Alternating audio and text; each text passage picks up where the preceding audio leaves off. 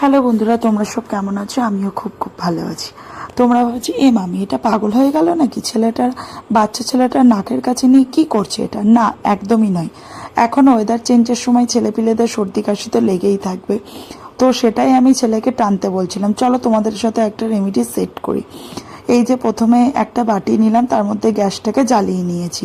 এবার এর মধ্যে আমি 2 ক রসুন থেতো করে জাস্ট হাত দিয়ে চেপে দিচ্ছি, তোমরা পারলে থেতো করেও দিতে পারো, এবং যতটা এর রসটা বেরোবে ততটাই ভালো। এবার এর মধ্যে দিয়ে দিলাম একটু সর্ষের তেল। এখন তো আর খাঁটি সর্ষের তেল পাওয়া যায় না, তার জন্য আমাদের বাড়িতে যে সর্ষের তেলটা থাকে সেটাই আমি ব্যবহার করলাম। এবং এর মধ্যে দিয়ে দিলাম জাস্ট কটা একটু কালো জিরে। তো এই যে এটা 2 থেকে 3 মিনিট ফুটিয়ে আমি এটাকে গরম করে নিয়েছি। এবার ছেলেকে বললাম, বাবা তুমি একটু টানো। কিন্তু প্রত্যেকটা বাচ্চা তো, এখন অনেক বাচ্চারা তো ছোট, তারা তো টানতে পারে না, তার জন্য তোমরা এই টিপসটা ব্যবহার করতে পারো। বড়দেরও এই টিপসটা কিন্তু খুব উপকারী।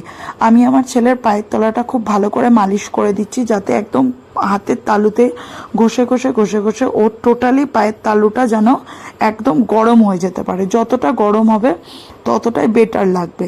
আর আমি যখন ওকে পায়ের তালুটা মালিশ করে দিচ্ছি, তখনও ক্যামেরার দিকে তাকিয়ে বলছে, মাম্মা আমাকে আর একটু ভালো করে ঘষে দাও না, আমার খুব আরাম লাগছে।